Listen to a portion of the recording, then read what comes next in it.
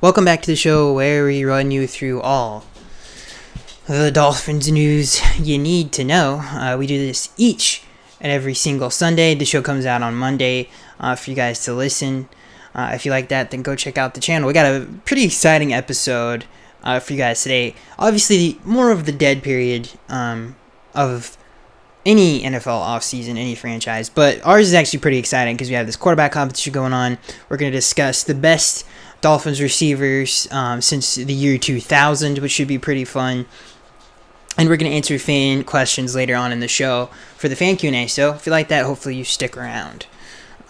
So obviously we start with the news. We run you through all the Dolphins news you need to know. This first news story is a pretty big one, and I don't think we discussed this on last week's show. So we're going to talk about it today. And if we did, it's still an interesting topic.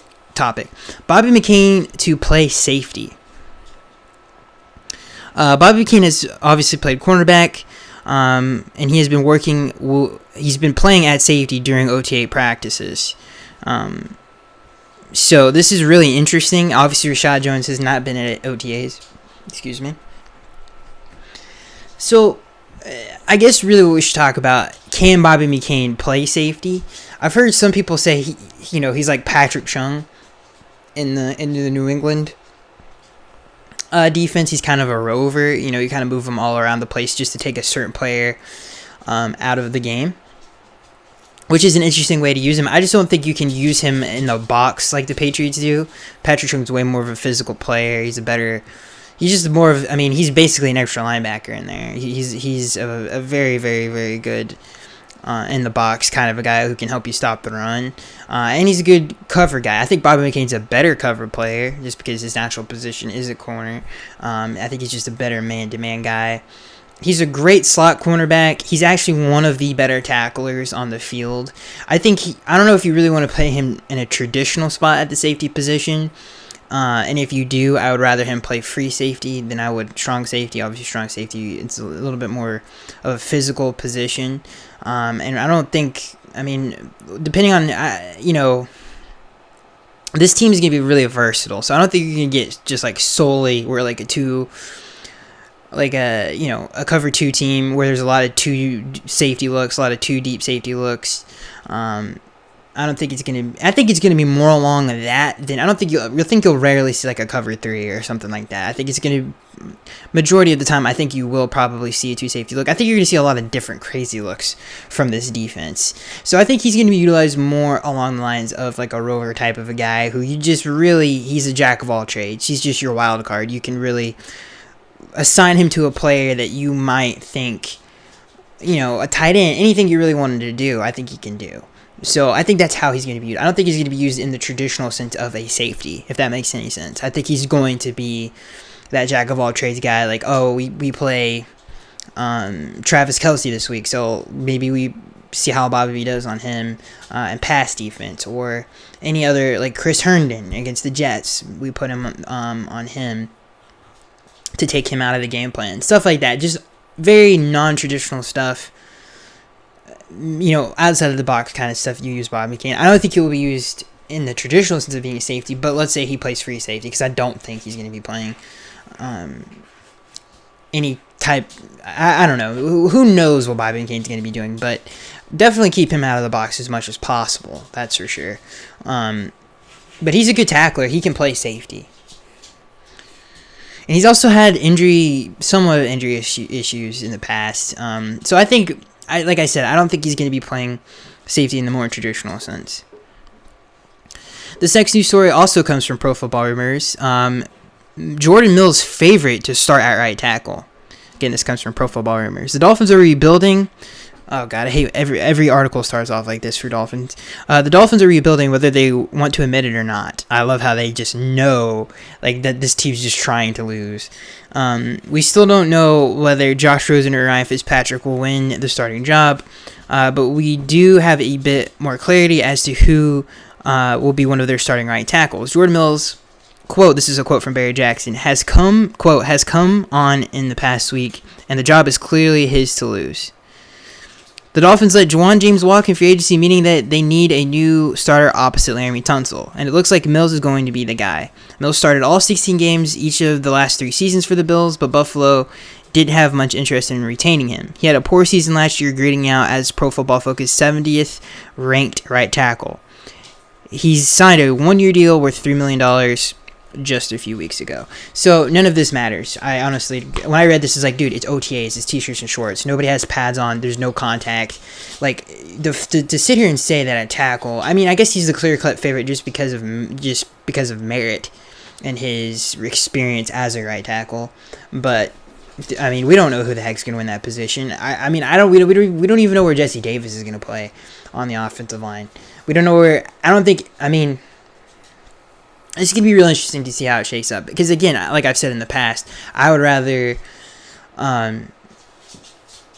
Michael Dieter start at left, or whatever guard position you want him to. Kilgore at center. Laramie at the left side of the line. I'd put Jesse at right tackle. If you want to throw Jordan Mills in at their guard, I think he can do that just fine. I think he's actually a pretty good physical player. I think he's a good run blocker. I don't think he's necessarily the greatest pass blocker in the world. So I'd move Jordan Mills inside if I was the Dolphins, just based off of what we've seen from these players in the past. But who the heck knows what's going to happen? But I thought this was an interesting news story that he's been the clear-cut favorite in t-shirts and shorts. But we'll see what happens when training camp comes around. I just wouldn't put a ton of stock into it. But it's definitely, newsworthy. This next news story is really interesting. We have an update on the Rashad Jones business. Dolphins want to trade Rashad Jones. This comes from Pro Football Rumors. I'm sure you guys have heard about this if you have the Bleacher Report app, your team stream. This has been all over. Every team who needs a safety right now is just piling on to be rumored for trade partners with the Dolphins. Again, this is from Pro Football Rumors. Dolphins want to trade Rashad Jones. Dolphins GM Chris Greer said back in April that he expects safety Rashad Jones to be part of the club in 2019. But there have been rumblings in Miami intends to shop Jones. And Barry Jackson, the Miami Herald, writes that the Finns would indeed prefer to trade the 2-time Pro Bowler if they get an offer of their liking. Jones has been absent from OTAs thus far, though head coach Brian Flores expects him to show up for this week's mandatory minicamp. Jones, 31, is not a part of the Dolphins' long-term future and carries significant early cap hits over the rest of his contract, which runs through 2021. So it makes sense that Miami would want to make a trade. Releasing Jones is not feasible because of the dead money that the team would take on. But if the Dolphins are able to deal him, they could carry just $4 million of dead money in 2019 while creating $13 million of cap space. Of course, another club would have to be willing to take on Jones's contract. And given his age and the fact that he is coming off a shoulder surgery, it's unclear if Miami will be able to drum up much interest. It's a very interesting news story. Safeties are weird nowadays. It's kind of like running backs. It seems like teams would rather just go with someone in the draft that they can get on a rookie deal, like on a 5-year contract. They don't want to really invest a lot of the cap at the safety position, which is really just weird. So I'm just saying that's relevant because will the Dolphins be able to find a trade partner with such a hefty contract with a safety that's the age of 31?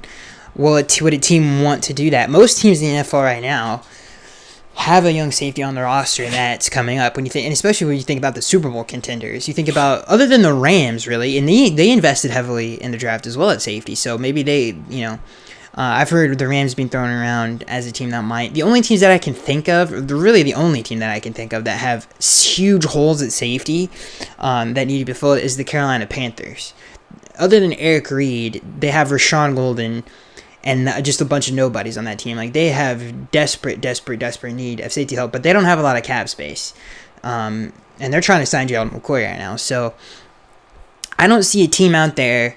I can't think of a team out there that would want to take on that contract. It would have to be a team that is not in a rebuild and not in a soft reboot as well. The Indianapolis Colts, maybe. They have Malik Hooker. I can't remember who they have start opposite of him, so maybe that is a place. Obviously, Los Angeles Rams, I think they just signed Eric Weddle. They drafted that safety. I can't remember his name right now, but he's actually pretty good. He just had bad combine numbers, but he's actually a pretty good player. So that could be a place, but I know their cap situation is a little iffy right now. What is another team that we could trade for or have some kind of, maybe the Browns, maybe. There's no one really else I can think of. I mean, it would definitely, I think if it did happen, it would be some team we didn't even, like, oh, they actually did it. But it would have to be someone who is trying to win right now. I don't think, I mean, even if the Dolphins do find someone, I think, like, the fact that you're even trading him to that team, I think that team, whoever is going to receive Rashad, is like, dude, we're taking on this contract. He's 31 years old. We're trying to win this year. You're not going to get a lot in return for that, in my opinion.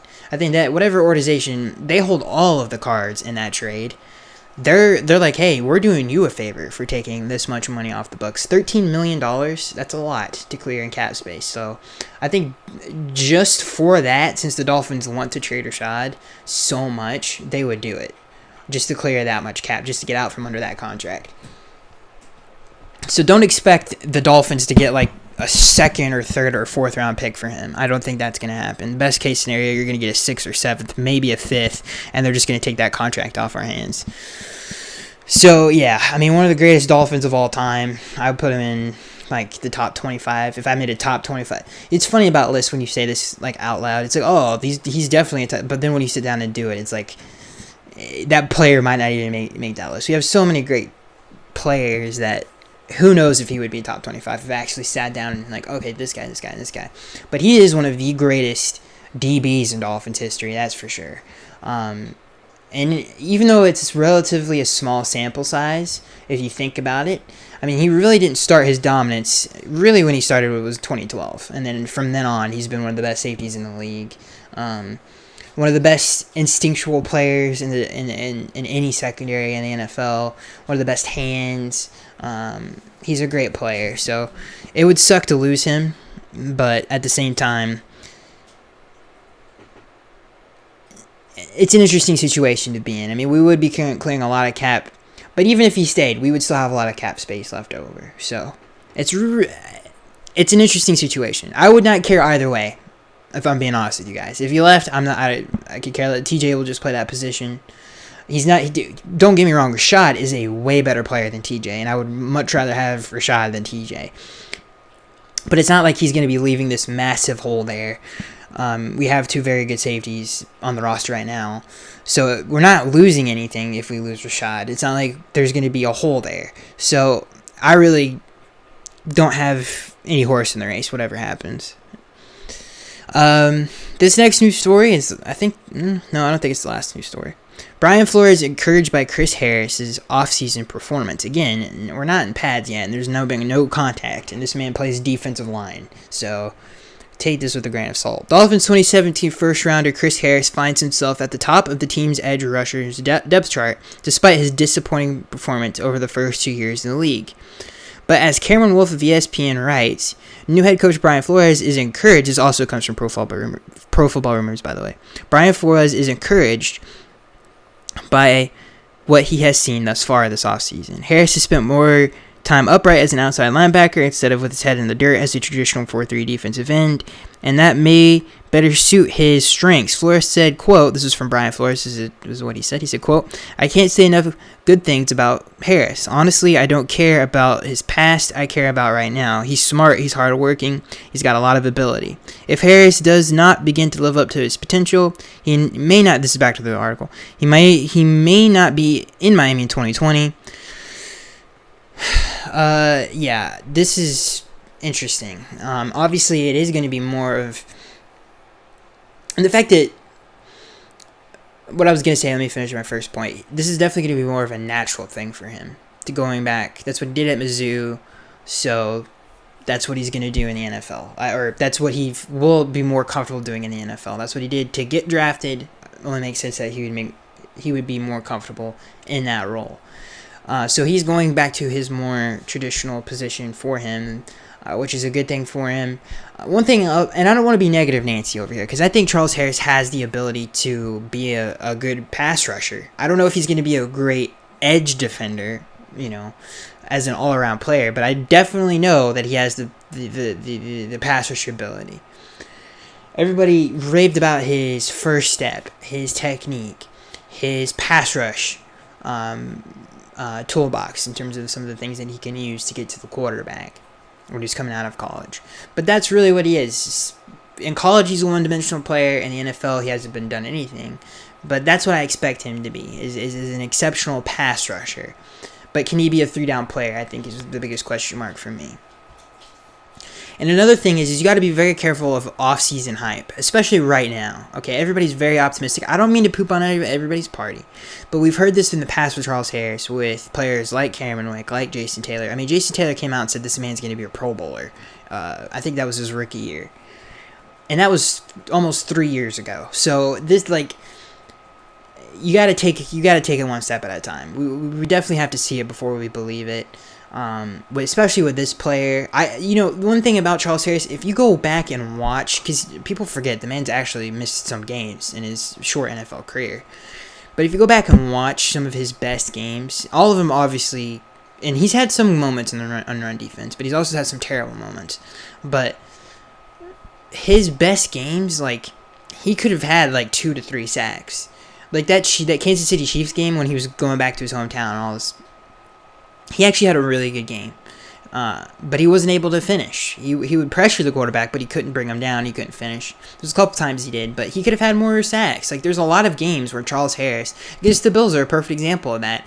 He has struggled since he's been here with the physicality of the game, being a three-down player, and being a consistent player, and finishing when he gets to the quarterback. Those are the things that he has struggled at the most since he's been here. He hasn't done anything good since he's been here.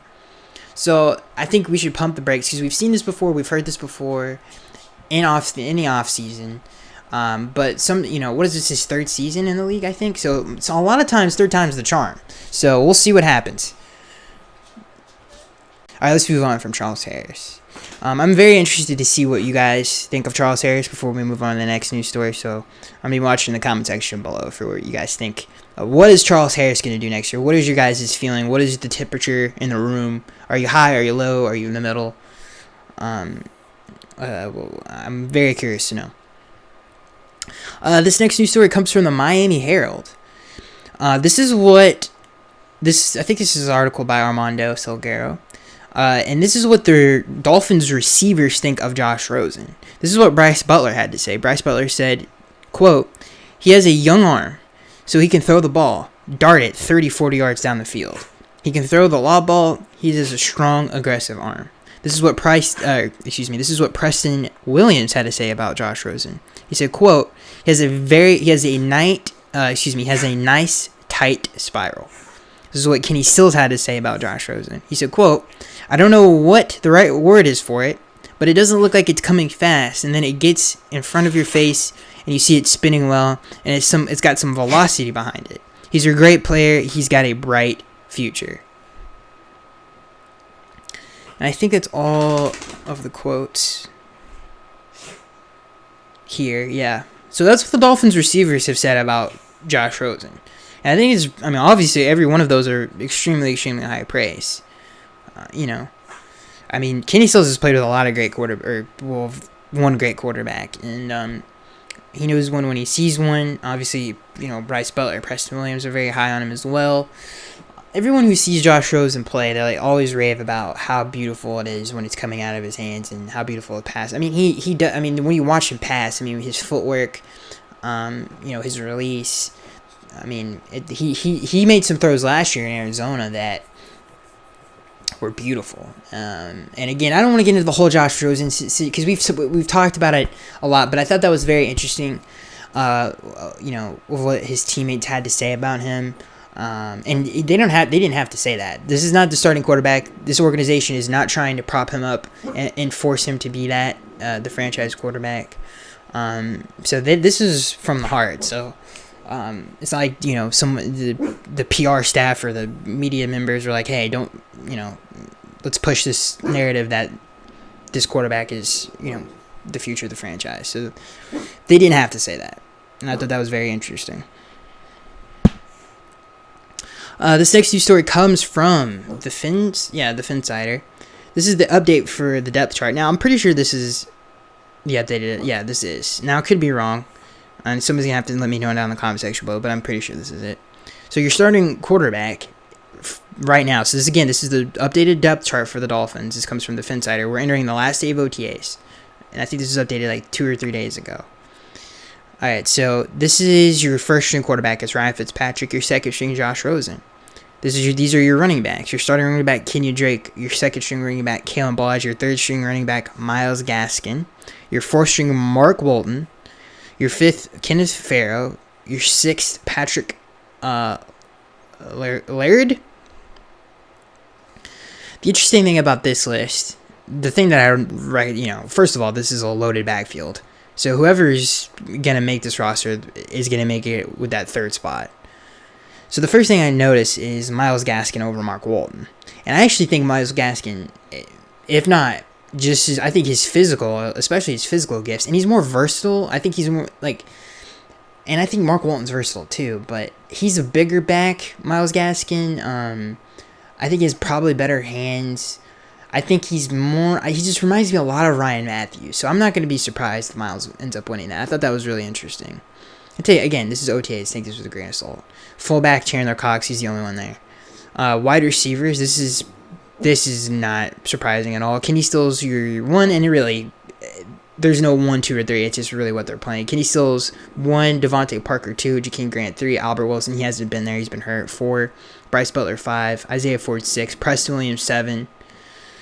There's your receiver depth chart. I think Preston Williams is so low because out of all these guys, other than Kenny, because Kenny and Devontae have had a really good, and so has Jakeem, have had a really, really good OTA. So there should be no reason that Preston Williams is not over Bryce Butler or even Albert Wilson, just because Albert hasn't been there yet.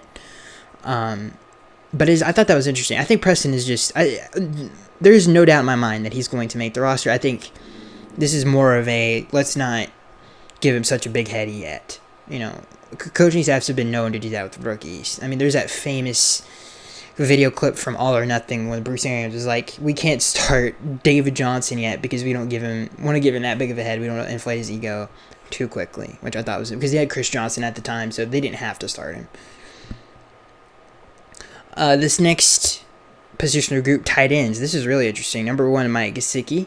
Number 2, Dwayne Allen. Number 3, Nick O'Leary. Number 4, Durham Smythe. Number 5, Clyde Walford. I don't think, correct me if I'm wrong, I don't think Dwayne Allen has been there a whole lot. I know he's been injured. He might not even have played yet, so, but it doesn't surprise me that Mike Gesicki's one. I know he's having a good OTAs in terms of catching the ball. Offensive line, your starting left tackle, Laramie Tunsil. Your starting left guard, Michael Dieter. Your starting center, Daniel Kilgore. Your starting right guard, Jesse Davis. Your starting right tackle, Jordan Mills. Now, if it was me, I would switch those two, but just because of what I've seen in the past. I'm not there at practice, so I don't know. But yeah, I mean, that's a pretty good offense. That's pretty good. That's I like that lineup. I'm not mad at it at all. That's who I expect, to be there.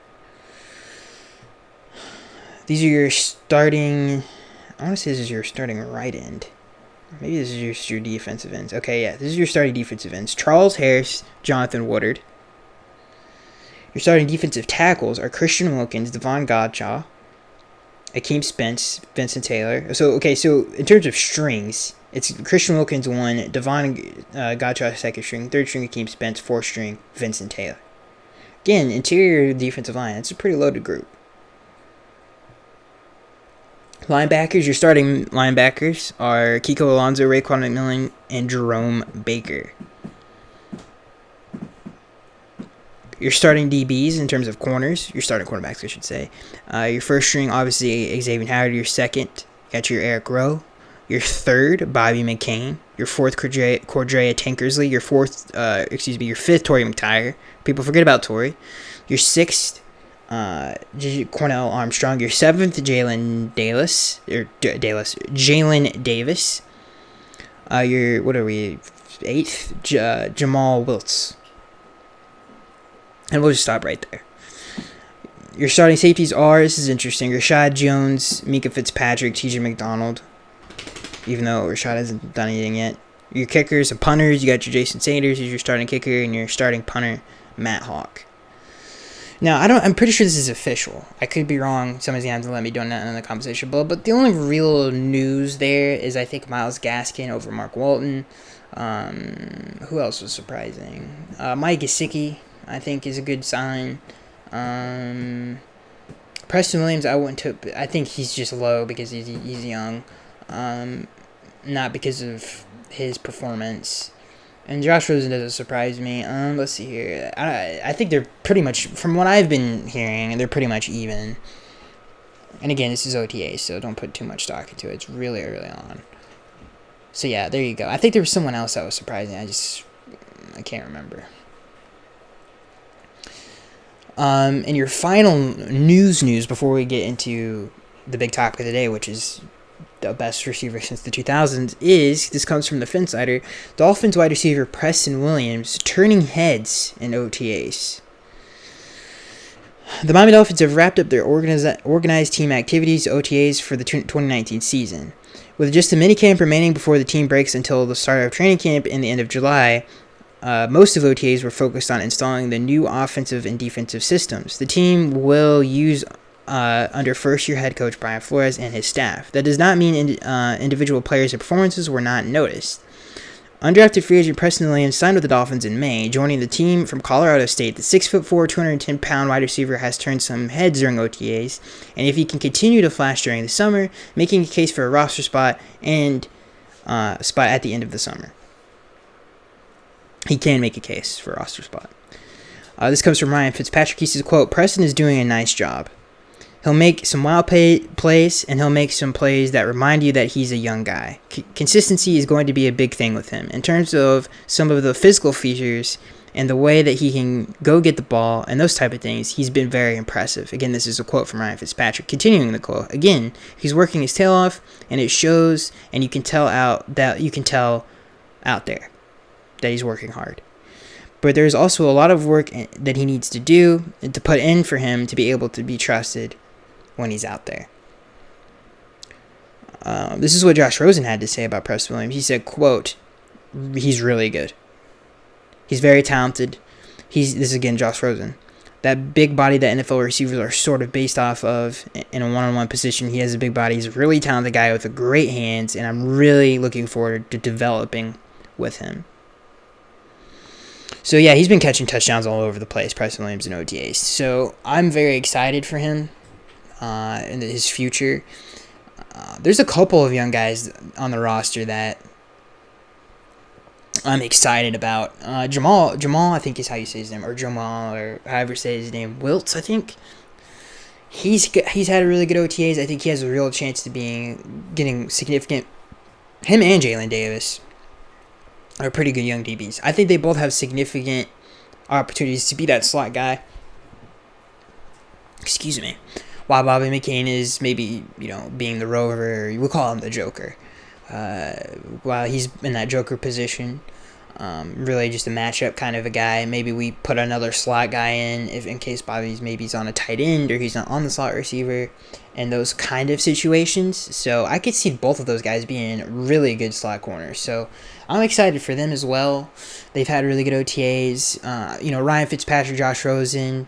We had that one day, probably the best offensive day that I know we've talked about this on past podcasts, but the best day that I've ever read about in the last, really since Tannehill was the quarterback. So I think everything is going in the right direction, at least everything that we've been hearing. There's a lot of exciting young defensive linemen, even though we won't really know how good they are until training camp, really. You talk about Jonathan Ward and Chris Harris. Those are some young guys that have a lot of upside and have showed promise in the past. So I'm excited. All right, so before we get into the best Dolphins receivers since the 2000s, we actually have one more news story that I completely forgot about. This comes from the Sun Sentinel. This is Omar Kelly. This is his top position battles heading into mandatory minicamp. Number 1, Josh Rosen versus Ryan Fitzpatrick. No duh. It's a huge one. Number 2, Kenyon Drake versus Kalen Ballage. That's a really interesting one. I think Kenyon Drake, I was watching a lot of Kenyon Drake over the past week. And one thing I noticed about Kenyon is how underrated he actually is. And I think Kenyon is going to win this one, hands down. I think he's a hard worker. He's a great leader. I think he's he's James White on steroids, in my opinion. I think he's a better natural runner than James White is, and I think he's a very, very good receiver. He fits the offense to a T. He's so graceful in everything that he does. What I mean is just, he makes everything look so effortless and smooth. I think Kenny Drake is so underrated. I know he's on a contract year, but man, he's a very, very good player. He had over 1,000 scrimmage yards last year, and really the last 2 years, Kenyon has been a very, very good player for us.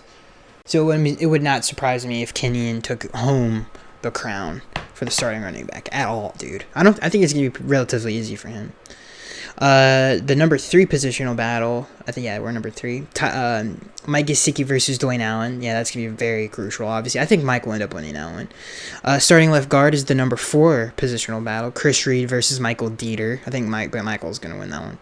Starting right tackle, Zach Sturt versus Jordan Mills. I think Jordan Mills is going to, if that is the case, then I think Jordan Mills is going to beat up on DJ McDonald. You know, as my brother, or I would say to my brother, I'm about to post you up in basketball.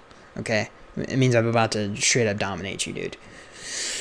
5 or 6, Rashad Jones versus T.J. McDonald. It's going to be a very interesting one. I think we all know who's winning that one. D-line, or interior defensive line, Akeem Spence versus Christian Wilkins.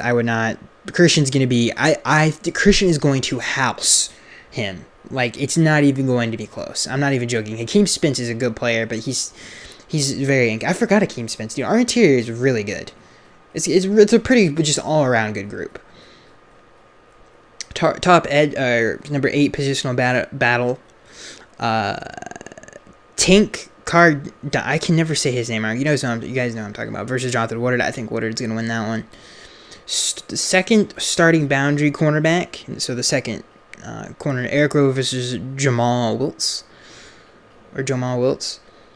Fifth receiver, Bryce Butler versus Preston Williams. You talk about housing Taco Bell. Like, that's exactly what Preston Williams is going to do to Bryce Butler. He's going to house him so hard, like he's eating the best food of his life. Like, he's going to devour that. Preston has everything on Bryce Butler. He has the big playability on him. He has literally everything else. He's size, speed, like everything, dude. The only thing that Bryce Butler has on Preston is just experience. So yeah, those are your top positional battles heading into mandatory minicamp. So let's finally get to the big topic, ladies and gentlemen. The best Dolphins receiver since the year 2000. This comes from the Finn Fanatic, and this is his list. I think he's only listed 3. Yes. So here's an honorable mention. This is the honorable mention. Brian Hartline. Brian Hartline accumulated 4,000 receiving yards in 6 seasons was with the team, but really only had 2 good years, 2012 and 2013, and never had more than 4 touchdowns in a season. Yeah, Brian Hartline, he's good, but he's like a number 2. You know, for 2 years he was a solid 2. He was not even close to being a 1 ever. This list is all kicking off with a very controversial pick. Number 3, Kenny Stills. I would have to see who he'll left off this list before I judge this, but this is very interesting.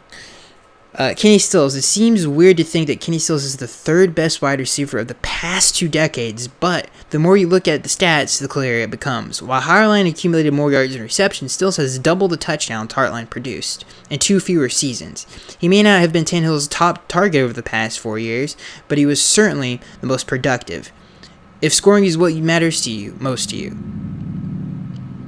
Yeah, that's an interesting one, man. Number 2, Jarvis Landry. Yeah, I'm going to disagree with this list. The next spot on this list goes to the player that was Tannehill's top target. Landry parlayed his 400 catches and 4,000 yards into 4 Pro Bowl selections. While he wasn't as productive in the red zone as the team might have liked, Landry was one of the go-to guys on 3rd down and seemed to always get open. If I was making this list, Jarvis would be number 1. And it wouldn't even be close. The four Pro Bowl selections, and I think you have to factor in not just stats but moments. Like Jarvis's touchdown against the Texans, His run against the Cardinals that helped us get into the playoffs. So his catch against the Bills on third down. He had so many big plays in the 2016 year to get us to the playoffs. He's had so many moments, dude. So many moments. The catch in the Packers game, his rookie year.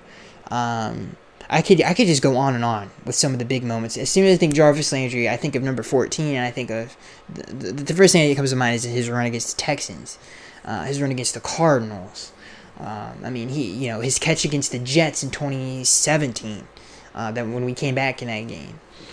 That's another great his game against the Jets on Saturday Night Football. That was awesome.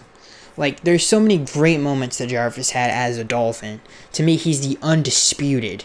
I don't think it's even close. Number one, his 4 Pro Bowl selections speak for themselves, dude. According to this guy, number 1 is Chris Chambers. Chambers is the best receiver of the past 20 years because unlike others on our list, he was able to do it all. A, like Landry and Hartline, he was the number 1 option when he was on the field. B, like Stills, he was the deep threat, 14 yards per reception. C, and like Stills, he found the end zone with regularity, 43 times. When his 7-year stint in Miami was over, Chambers finished 4th in receptions, 405, 3rd in receiving yards, 5,000, and 3rd in receiving touchdowns. Now, this is receiver since the 2000s, right? If I was doing this list, okay, who's on this list? Okay, Kenny Stills, Jarvis Landry, and Chris Chambers. I would definitely put Juice 1. I would put Chris 2. I like Chris Chambers. I just don't ever think... he's obviously the touchdown at Thanksgiving. The Thanksgiving game that he had, that was iconic in terms of being a Dolphins fan. He eventually left the team to go play for the Chargers. I'm sure, he's had some big plays. I just don't think he was the same. He was not the same caliber of player as Jarvis. Jarvis was a better player. Jarvis broke the reception record for the first 4 years of an NFL career. He was a 4-time Pro Bowler. He was the best slot receiver in the league. Like, Chris was never the best at his position. And if you want to argue that Jarvis wasn't, the criteria of being a great slot receiver is being that security blanket. And he had more catches than any other. Like, I don't even think it's close. And yards to back it up. He had over 1,000 each of those seasons. So, I just think Jarvis and who knows, man. I would have to let me look at Chris Chambers. I'm going to look up Chris Chambers' stats real quick before we get off the topic. But I also think, Brandon Marshall has an argument to be, if we had a top 5, let's say we had a top 5. Who would be... Okay, I would probably...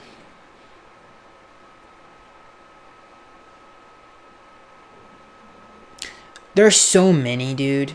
Okay, let's just say 4, because right now there's so many names for that 5th spot. But 4, I would definitely... I think if you had to do a top 5, Brandon Marshall would have to be in there. Because it's the Joey Porter argument. Like, he had one really good year with us. And he went to the Pro Bowl.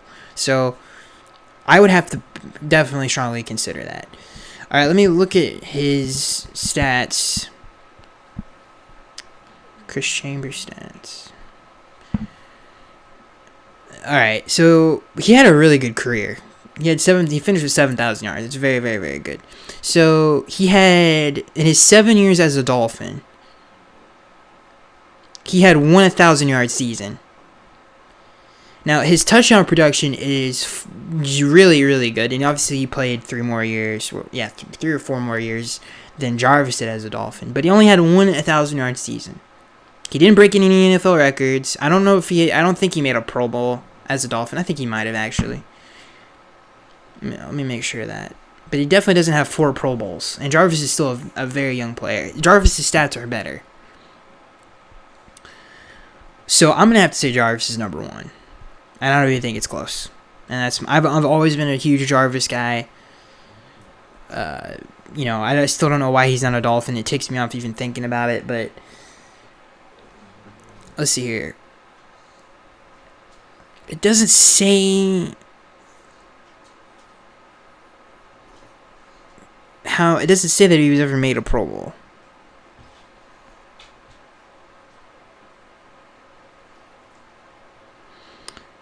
He made one Pro Bowl in 2005 when he had the 1,000-yard season, and that was it.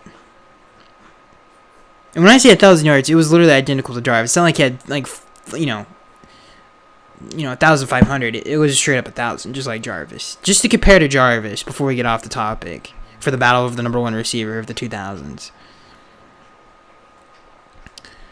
Jarvis, I already know his stats by heart. Jarvis had 2 1,000-yard seasons. The 2 that he didn't, he should have had. He basically had 1,000. And obviously, they were talking about how Chris averaged, actually, so Chris averaged 14 yards a catch. Jarvis's best year, he averaged 12 yards a reception in the slot. Okay? He had 200-plus catch seasons. Okay, that's an NFL record, the most receptions for the first 4 years of an NFL career. He did that as a Dolphin. He had 5,000, almost 5,000 yards in his entire Dolphins career. And he had, I think, almost as many, or if not more, than what Chris did in 3 less seasons. So, yeah, Jarvis is the best receiver, and he would have went down as one of the greatest, if not the best receiver in Dolphins history. You think about some of the greats, Mark Duper, Mark Clayton come to mind, Irving Fryer, Paul Warfield, A.J. Dewey, or not A.J. Dewey, O.J. Duffy. I think I'm getting that right, yeah.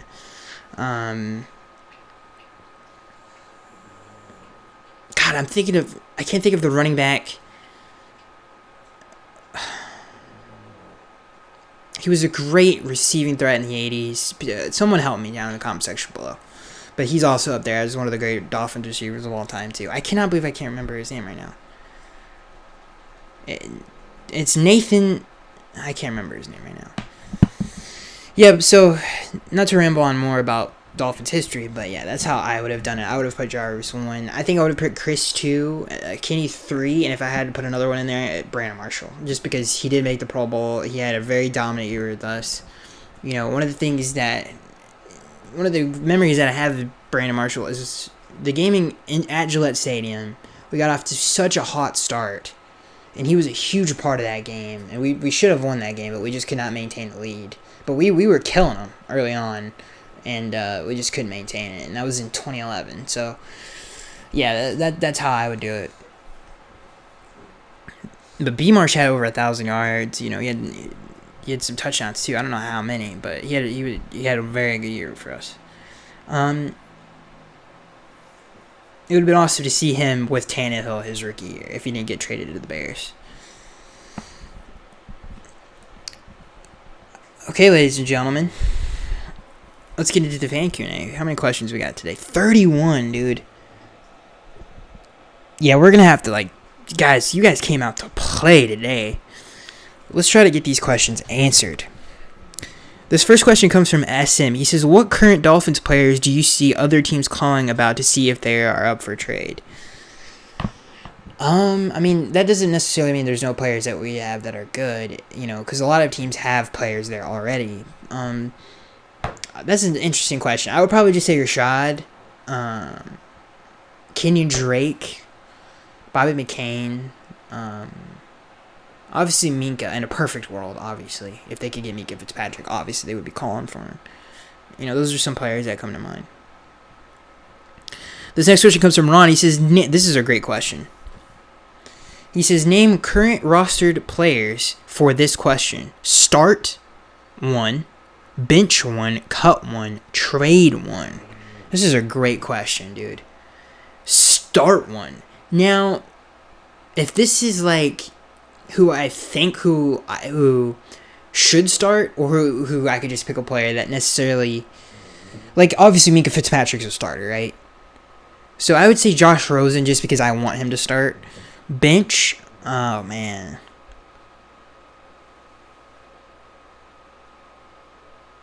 Dude, that's a hard one, dude. Bench, man. I mean, I guess Fitzpatrick's the easy one. I'm trying to think of a hard one. There's no one I would really want to bench, other than Fitzpatrick. So I guess I gotta give you the cop-out answer. You know, it's a good question when you can't, like, it's so hard to answer it. Cut one. Ooh, if I had to cut a player, oh man, if I'm the Dolphins right now, probably Bryce Butler or there's not like a Billy Turner or Dallas Thomas. There's not someone that I'm like just like if Robert Quinn was still on the team, I would take Robert Quinn just because I wouldn't want him on the team anymore. Even though Robert didn't have that bad of a year, dude, if you looked at his highlights, oh, it wasn't that bad year. You look at his stats, oh, it wasn't too bad. But dude, what we were paying that man, the contract extension that we gave him, coupled with some of the most like effortless, like no effort given on some plays. I'm getting on a Robert Quinn rant right now. Let me focus. I have to cut a player, and who am I going to cut? Bryce Butler just seems like another cop-out answer, dude. I don't know, man. There's no starters that I can think of that I would want to cut. Yeah, so I guess Bryce Butler, dude, just because Preston won't, dude, and that's such a tough one, dude. Trade one. Man. Who would I trade? I would, and this is honest, the God honest truth. I actually might cut TJ and just keep Rashad. But I have to trade one, so I'll trade TJ. So there's your one. So to recap, my start, Josh Rosen. My bench, Ryan Fitzpatrick. My cut, Bryce Butler. My trade, TJ McDonald. And I know Bryce Butler's sort of like a cop-out, but dude, that's a tough question. This next question comes from SM. He says, have we addressed the offensive line? Also, has the third running back signed yet? I read that wrong. The third round guard signed yet? No, I don't think he has signed yet. And have we addressed the offensive line? Yes. No, we haven't addressed it. Like, I'm not super confident. I would feel a lot more comfortable if Jesse was at right tackle, just because he's a superior pass protector. And I would feel a lot more confident, I think, if Jordan Mills is definitely more of a physical player than Jesse is. But I'm not that. I think the offensive line is solid. I don't think it's bad.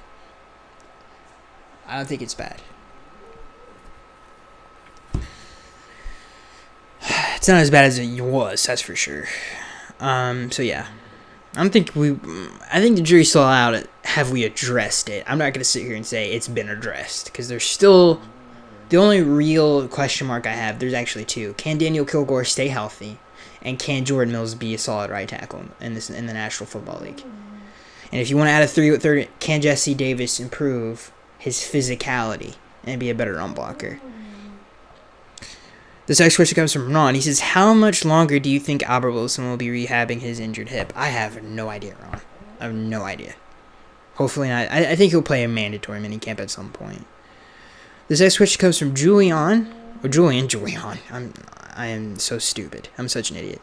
Julian, he says, love to hear the podcast every Monday. Thank you for the awesome shows. My question is, what do you think about Preston Williams? I think he has great potential. You know, I think when you look at his college play, he had one of the more impressive, I don't want to say tape because I'm not a professional, but just one of the most impressive seasons out of the college players that were drafted higher than him at the receiver position. Like, I would put him top 4 most impressive seasons for sure. Like, some of his splash plays are unreal. So I like him a lot. And thank you for saying that. Every time I hear a compliment from the comments, I always think somebody's crap and pranking me, dude. Because it is awesome that you guys enjoy the show. I really appreciate it. This next question comes from Ron. He says, if Parker, Stills, Grant, and Wilson make the team, like is expected, what do you believe who will be the 5th guy out of Preston Williams, Isaiah Ford, Trenton Irwin, Reese Horn, and Bryce Butler? Ricardo Lewis is already on IR. I think the undisputed champion will be Preston Williams. I think he's going to fly through that, and he could crack the starting lineup and replace DP if DP doesn't man, this is gonna be interesting for Devontae Parker. I think he's gonna have legitimate competition there by the time we enter preseason. Ron, this next question comes from Ron. He says, I can't wait for mandatories June 4th through 6th. What about you? Yeah, I'm very excited. Manuel says, second part. Okay, this is interesting. He starts off by saying two-part question. He says, 1, best 11 defensive players in your opinion on our roster, and would you start them all? Why or why not? 2, why don't you reach out to Touch TD for collab videos? Thanks, I love your show. You're my top 3 favorite Dolphins YouTuber. I appreciate that. That means a lot, man. So let me answer your first question. My best 11. Okay, so I'm gonna have to do this fast because I want to try to get more questions in. Free safety, Minkah Fitzpatrick, obvious reasons. Strong safety, Rashad Jones, obvious reasons. Outside corners are gonna be Xavier Howard, Eric Rowe. I'm gonna say 2. I'm gonna put 2 at the slot. 1 for the rover, the joker position, and 1 for actually slot position. I'm gonna say Bobby McCain / Joel Wiltz. Hopefully I'm remembering his name right. Or Jalen Davis. The rest, Jonathan Woodard, Charles Harris is your edge guys. Your interior, Christian Wilkins, Devon Godshaw. Your linebackers, Kiko Alonso, Jerome Baker, and Raekwon McMillan. All kind of sprinkled in different fronts. In the next second question, he says, why don't you reach out to TD for a collab video? I don't even know who that is, and I'm being completely honest with you. I would love to do that. I just don't understand. I think I would have to probably do it on his channel, because because if he were to do it on mine, I would love to do a podcast with someone where we have a conversation. I feel like that would do very well. So if you guys have any suggestions for that, let me know. This next question comes from Ron. He says, what do you think of linebacker Trey Watson from Maryland? Do you think he can make the 53?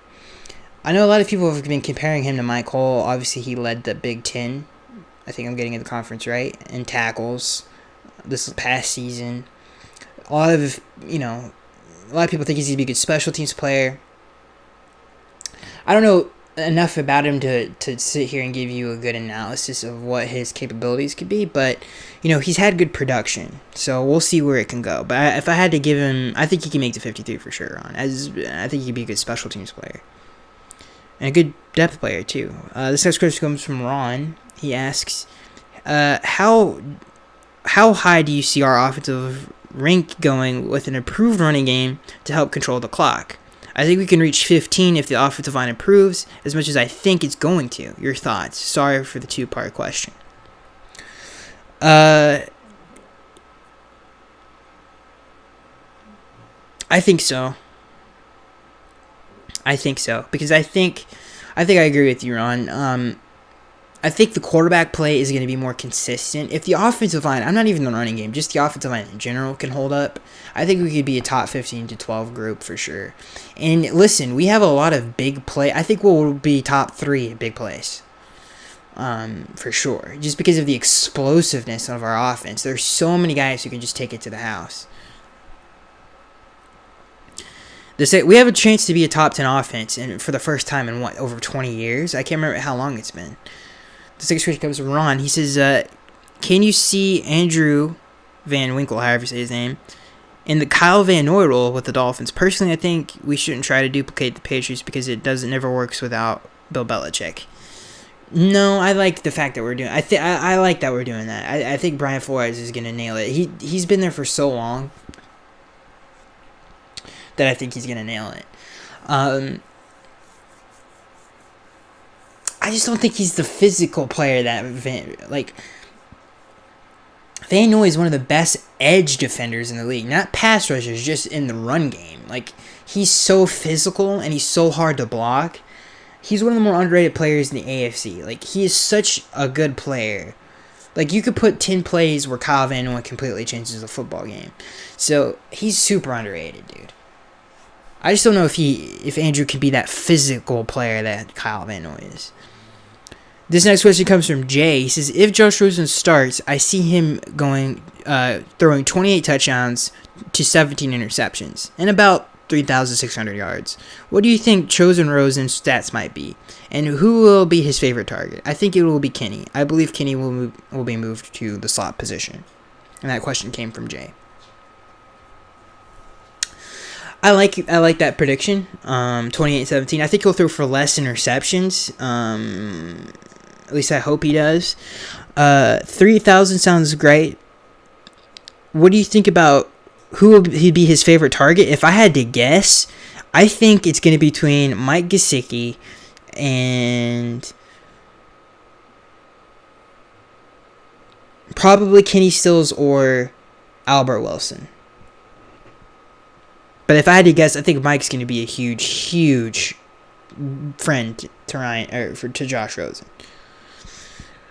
Ron says, his next question, he says, I think we fixed our offensive line with the guys we brought in. Tony Adams, Michael Dieter, Isaiah Prince, Chris Reed, Michael Dunn, Ryan Anderson, Deion Calhoun, I think as I said. Just need the offensive line coaches to get them ready. Yeah, I think there's talent there. But there's also a lot of question marks as well. I'm not completely sold yet. This is especially from T-Zone. He says, Skaggs, I know it's still early, but which of 4 linebackers do you envision being on the field on base downs, looking at who we have to work with in the scheme? Baker seems to be the odd man out, and at least on base downs, though. No, just because, yeah, I can see why you would say Jerome, but Jerome has been dominating so far, and I know from all reports from the coaching staff loves him. So I would not be surprised if you saw Jerome play the edge and at middle linebacker and in dime packages as a cover guy. Seriously, I could see him being used as like a nickelback, dude. He is that athletic. So I would not be surprised if Jerome Baker was just doing everything. I think you'll see him on the field a lot. I would say Jerome, Raekwon, I guess your 2 edge guys, you probably have Charles Harris, Jerome Baker, depending on what the time, maybe some Jonathan Woodard. Maybe not standing up, though. But it'll be interesting to see how they use him. But in terms of the middle, I would say Raekwon and Kiko would be your guys. This next question comes from Ron. He says, do you think John Denny has legit long snapper competition? I don't know. Ron says, do you think our base defense is going to be 3-4? Yes. Ron says, what do you think about Bobby McCain letting it out that he's being used as safety in his defense? It's interesting. Very interesting. I think we talked about it a lot, so you know what I think. Ron says, do you think there is competition for center between Daniel Kilgore, Tony Adams, and Ryan Anderson? If so, do we really want Kilgore back after how terrible he played last season before getting injured? Swanson played way better. I want Adams or Anderson to win the job. We'll see. We'll see. I think Daniel Kilgore I think he still has some left in the tank. Ron says, what have you heard from OTAs that you can tell us about who is coming along, or insight on how some of these guys are going to be used? I think we've talked about it. Jerome Baker, I think you're going to see him a lot of different positions. I think you're going to see him a lot as a pass rusher. And I think he will be the cover guy on third downs if the linebacker is needed to be kept in, and I wouldn't be surprised if he's used as a nickelback and guarding a slot receiver at times. I know the coaching staff has been very, very high on him so far. Jay Seymour says, do you think Ryan Fitz has the best facial hair in the NFL? Yeah, I don't even think it's close. No, actually, Greg Olsen does. I think it's between him and Greg Olsen. If you've ever seen Greg Olsen in December, he has some of the most beautiful facial hair. It's geez, man, I'm just that much less of a man. Because that is something else. This next question comes from Derry Seymour. He says, if Ryan Fitzpatrick beats out Josh Rosen for the starting quarterback job, which is likely to happen, how many games do you think he could win for us?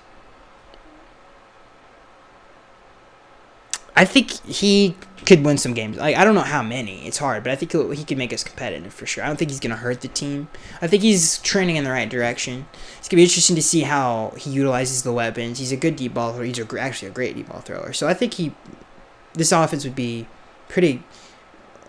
I think he's slipping under the radar because there's not a lot of big names, but I think it could be very explosive with Fitzpatrick. It's just his turnover ratio is terrible.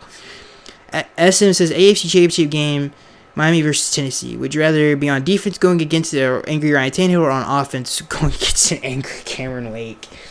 This is a great question to end it off of. I think I would probably rather have to see an angry Cameron Wake, just because I don't think he's a 3-down player anymore. And I know everybody's like, you're so stupid, and you're right. You're right. But that's just probably what I would say, just because we wouldn't have to see him on 3 downs. And I know every has their own opinion on Tannehill, but that is going to be it, guys. I am Skagster83, and I will see